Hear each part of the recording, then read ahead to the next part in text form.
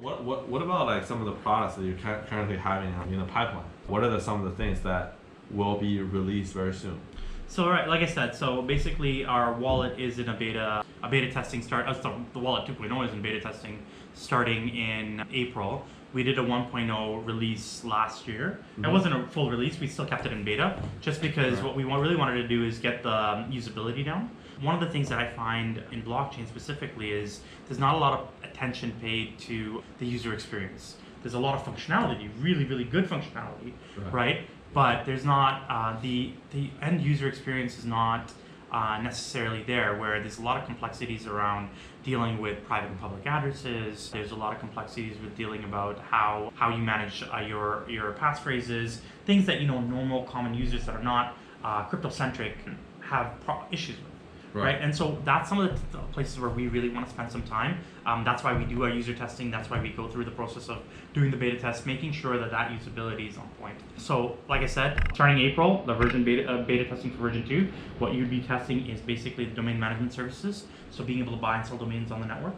Cool. Being able to... Can you elaborate? Because I've never seen that many teams. I know this is something that OneLedger is trying to do very, very keen on to push out like this new feature of being able to purchase domain through the network. So it's almost like an entity that you're creating, right, with regards to your identity, right? And it could be a business identity. For instance, you could have IBM.ol, or you could have Facebook.ol, right? That builds their identity in the crypto space via this domain. Now, that domain right now currently has the capability of being able to send any currency that OneLedger supports directly to that domain, right? So you have the capability of saying, okay, hey, I have my website, here is my domain, send funds for instance, a GoFundMe campaign, right to this domain, right? So you have the capability of capturing that. Now, that being said, the next... So you're able to facilitate the mapping of the domain to the particular end receiver of an address. Exactly. And then the next phase will be trying to realize what those domains really are. And on the web, generally those domains translate into certain content that you can load in a browser.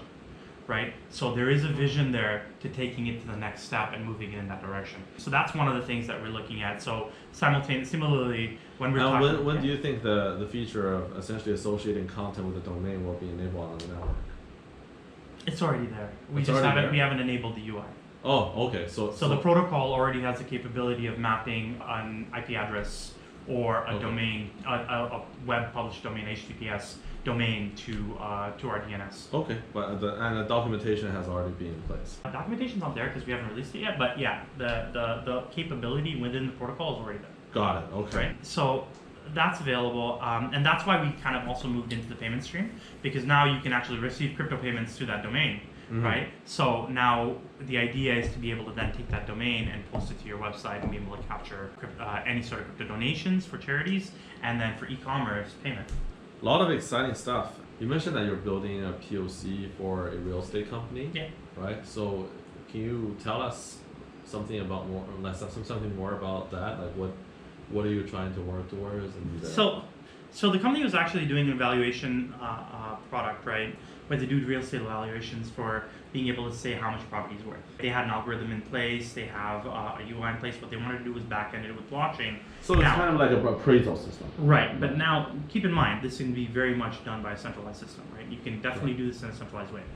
What they want to do is they're pro-blockchain. They want to move this into blockchain because they want to be able to use your TREB and your MLS data within the blockchain to start spinning up other business ideas. So things like being able to bring land deeds into the blockchain, being able to bring brokerages to the blockchain for being able to access the information. So it's specifically MLS information. Out of that, there's other possibilities to utilize that information in other mainstream areas, like being able to push to Facebook Marketplace, being able to push to Instagram Marketplace.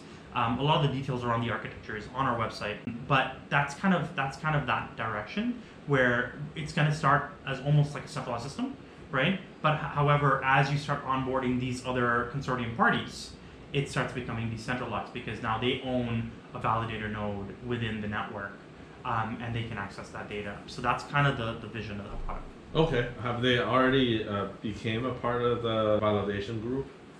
Who's they? The real estate company. So the real estate company is the one that's actually pushing the project forward. they're working with us to push forward. So they are part of the validator group. Oh, cool. All right. Sounds great.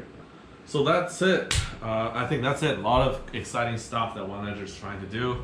A lot of cutting edge technology that they're trying to push out and shifting blockchain industry towards. If you have any questions, comments, please leave it below. And if you want to check out OneLedger or some questions specifically in regards to OneLedger, you can send an email to.